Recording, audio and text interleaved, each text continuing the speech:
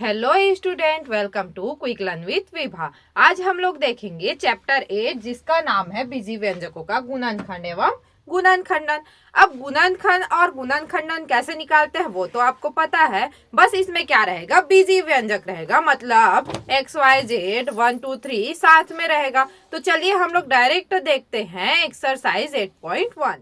पहला क्वेश्चन है, निम्नलिखित व्यंजकों के गुणनखंडों को लिखिए। देखते हैं पहला दिया है 5t का ई स्क्वायर। अब इसका गुणनखंड निकालना है, मतलब ये कौन कौन से संख्या से भाग जा सकता है। तो सबसे पहले 5 एक तो 1 से जाएगा, 2 3 4 से तो जाने वाला है नहीं, 5 से जाएगा। अब और कोई संख्या से जा नहीं सकता। अब अगर t का देखें तो t एक तो t से जाएगा, एक तो t स्क्वायर से जाएगा। अब क्या बचा, 5t स्क्वायर। तो ये 5t स्क्वायर एक तो 5t से जाएगा और एक स्वयं से जाएगा 5t स्क्वायर से। तो इस प्रकार से इसका गुणनखंड निकालना है। क्लियर है। दूसरा को देखते हैं 7xy। ठीक है। अब 7 का अगर देखें तो ये 1 से जाएगा, 2 3 4 5 6 से तो जाएगा नहीं, 7 से।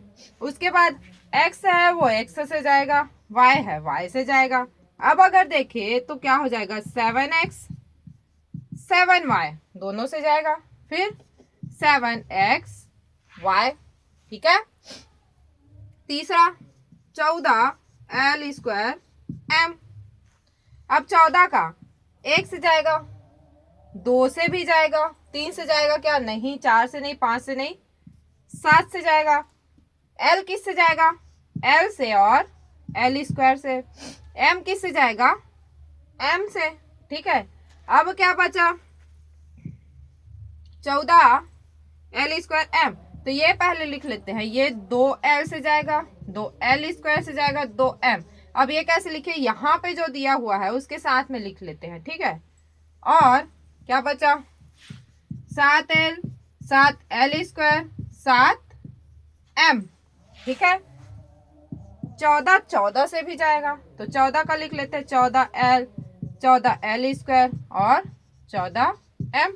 और साथ में लास्ट में किससे जाएगा, 14l स्क्वायर m से, 2l स्क्वायर m से और 7l स्क्वायर m से। lm को लिखना भूल गए थे, lm से। तो lm है तो किससे जाएगा, 2lm 7lm और 14lm।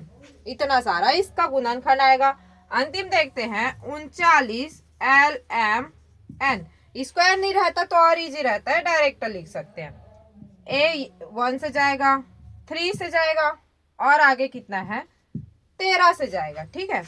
और l m n से तो जाएगा ही। ठीक है। अब इन तीनों के साथ लिख लेते हैं। अच्छा हाँ, ये 39 से भी तो जाएगा। ठीक है। फिर जाएगा l m और n से। अब लिख लेते हैं साथ में 3l 3m और 3n। और किससे, 13l 13m और 13n। और 39l 39m और 39 lm से जाएगा, ln से जाएगा और ln से भी जाएगा। ठीक है। तो ये तीनों किससे जाएगा, इससे भी, 3lm 3ln 3, ये है mn 3mn और 13ln 13mn और 13lm। ठीक है। 39ln 39lm और 39lmn। तो 3lmn और 13lmn और 39lmn। इतने सारे नंबर से ये गुणनखंड होगा इसका। ठीक है। अब ये कैसे निकाले हैं एक बार और बता देती हूँ। जो भी दिया रहता है, जैसे इसका तो हम लोग को निकालना है, तो ये किससे भाग जाएगा, 1 से 3 से 13 से और खुद से। अब साथ में ये खुद से तो जाएगा, ये भी खुद से जाएगा, ये भी खुद से जाएगा, तो तीनों का तो अलग अलग निकालेंगे। अब ये दोनों से भी जाएगा, फिर ये दोनों से भी जाएगा और ये तीनों से भी जाएगा। ऐसे करके सबका अलग अलग निकाला जाता है। ठीक है। अब देखते हैं अगला नंबर का क्वेश्चन। निम्न व्यंजकों के सभी संभावित गुणनखंड लिखकर मासा ज्ञात करना है। सा मतलब महत्तम समापवर्तक, मतलब सबसे बड़ा वाला नंबर। तो चलिए देखते हैं, पहला दिया है 5s और 2s का स्क्वायर, तो दोनों का निकाल लेते हैं।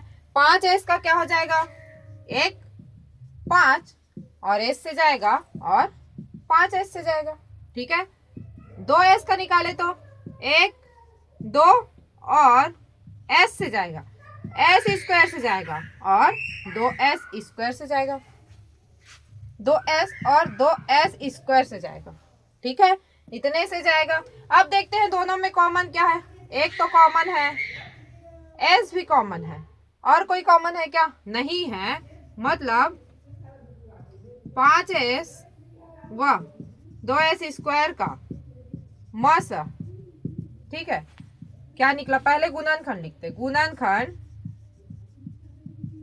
क्या निकला है, गुणनखंड 1 और s, ठीक है।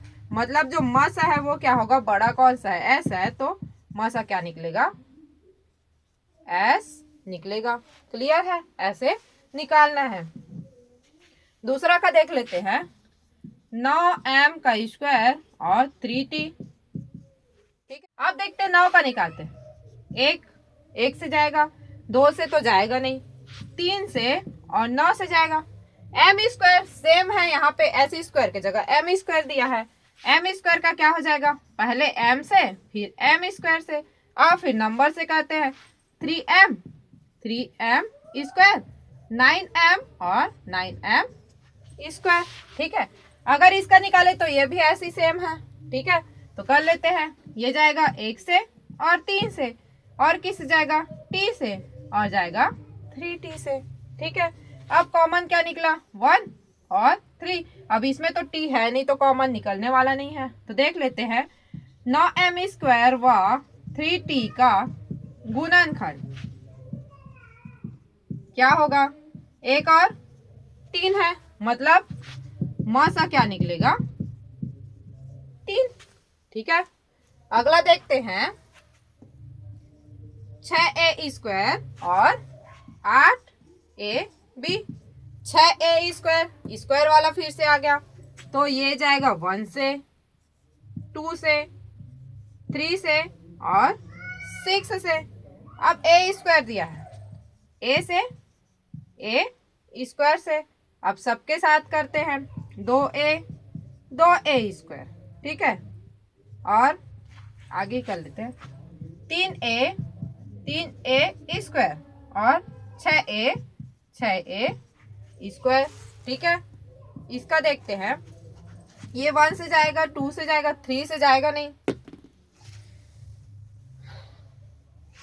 3 से जाएगा नहीं, 4 से जाएगा, 5 6 7 8 से जाएगा। अब a भी है तो ये a से जाएगा, b से जाएगा, और क्या आ जाएगा, 2a 2b, 4a 4b और 8a 8b, ठीक है।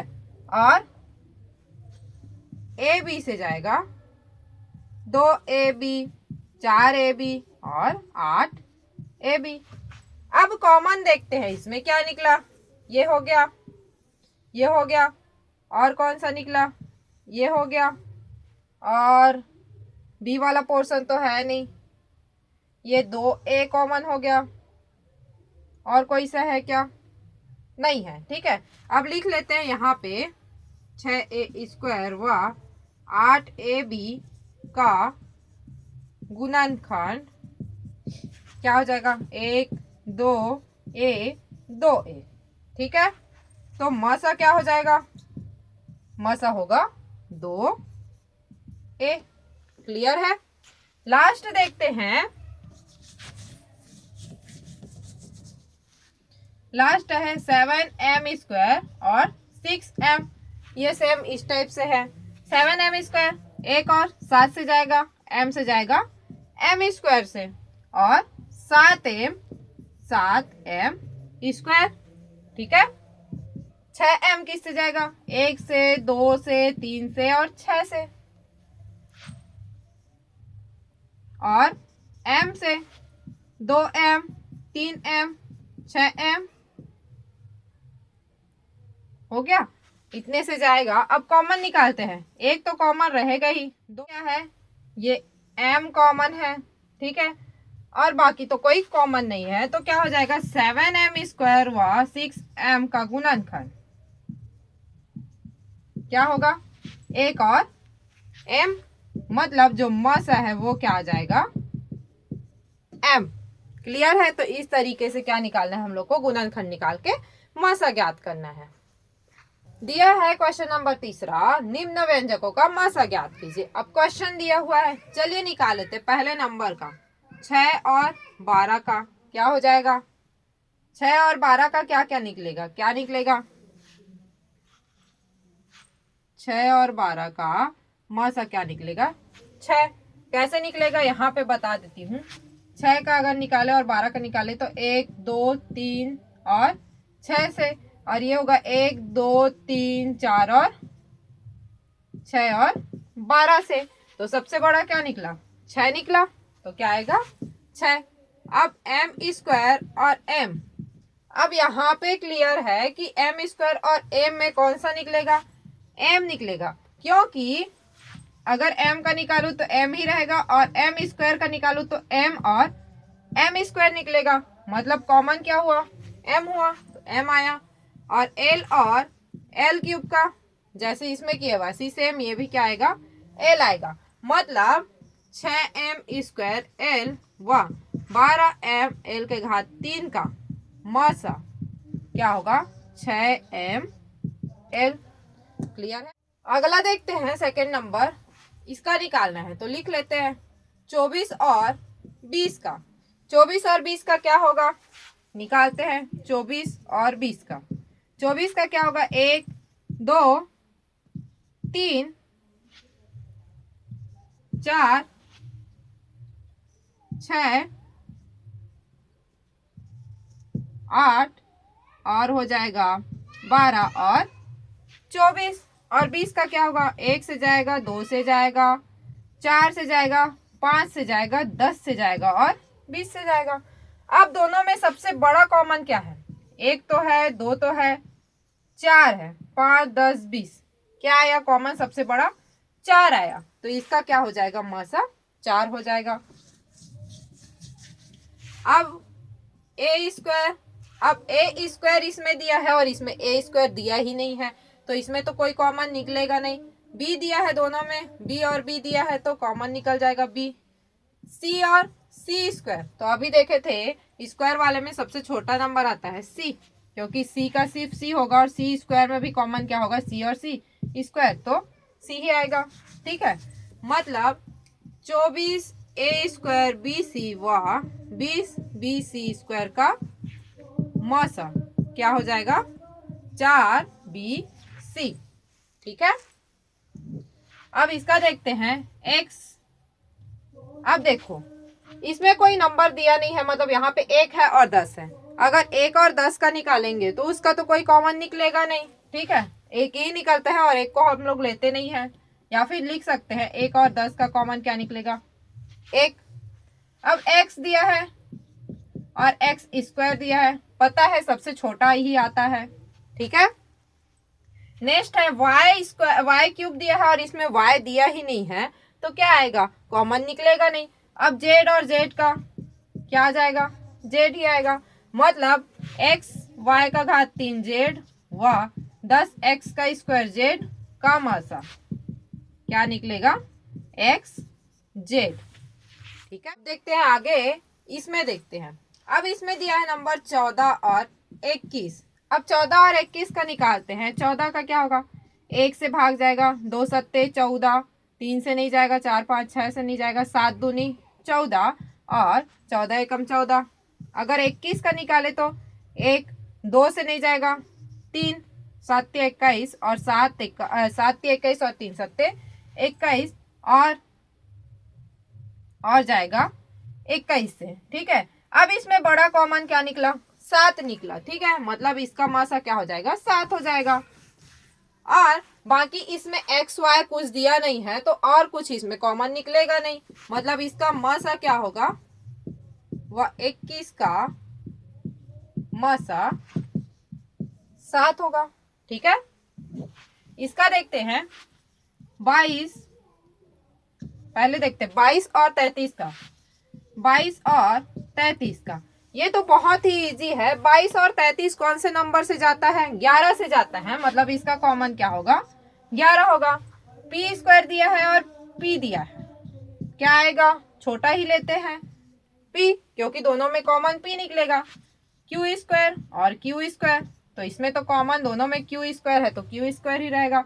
आर और आर स्क्वायर, तो दोनों में क्या कॉमन रहेगा? आर हो जाएगा।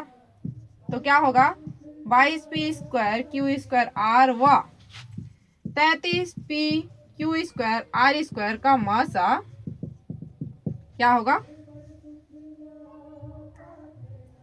11 पी क्यू स्क्वायर।